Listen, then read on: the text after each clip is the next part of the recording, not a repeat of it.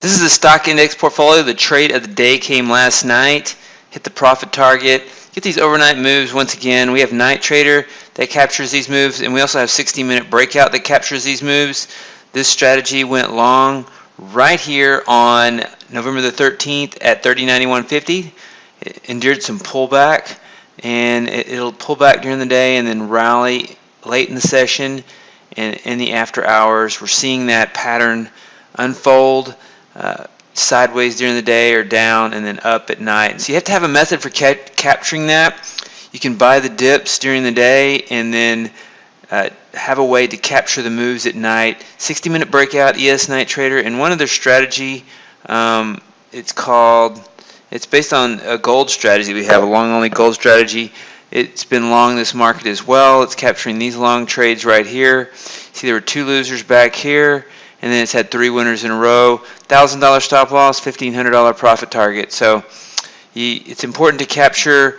It's important to be able to capture moves at night in a market that moves mainly at night and not as much during the day. So we have a diversity of strategies. Tick count trend 2, 1 minute and 5 minute are short today. They're on the losing side of that trade right now. And the tick count trend 2 is long yesterday.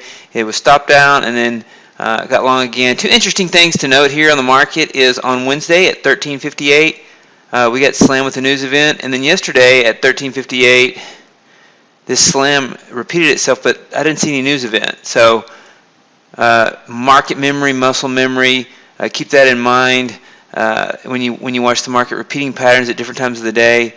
I don't know if someone's just selling at that same time to repeat that, or why the coincidence there at 13:58, 1:58 p.m. Eastern Standard Time.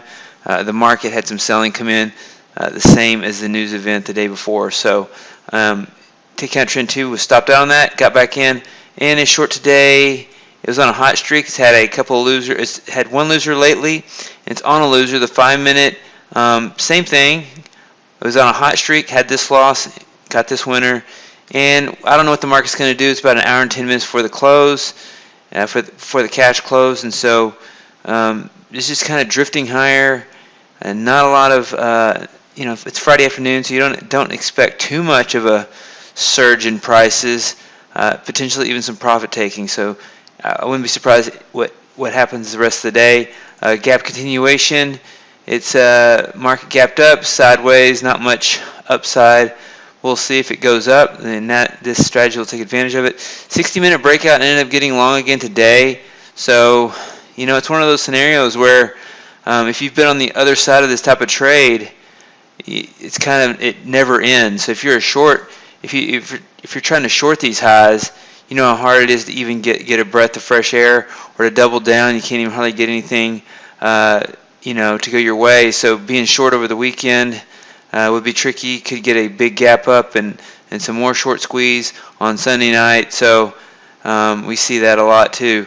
So 60-minute breakout is long.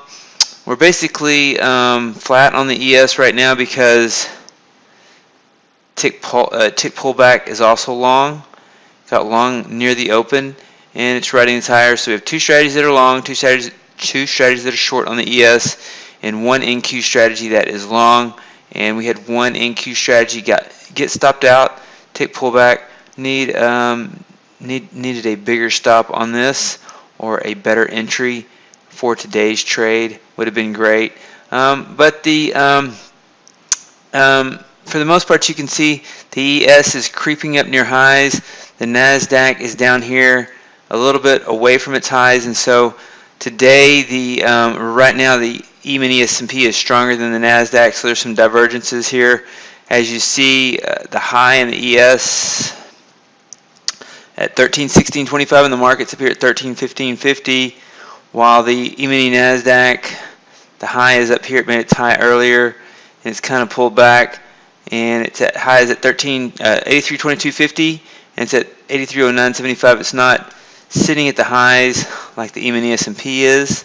So it's a little bit of a divergent. We'll see if that's corrected before the close. So that's the update on the stock index portfolio. Once again, the trade of the day in the stock index portfolio was the 60-minute breakout, hit that profit target, pull back, got back in at a slightly lower price, and so and went through this pullback and then re-entered. So should be long over the weekend unless it hits its profit target today, which would be a 20-point move. That'd have to go to 31.2950 today. Another 14 points higher, and it's possible in the last hour could you get a strong rally or go sideways or go down. So I don't know what the last hour will hold, but we are in on this strategy, and that is the update once again on the stock index portfolio.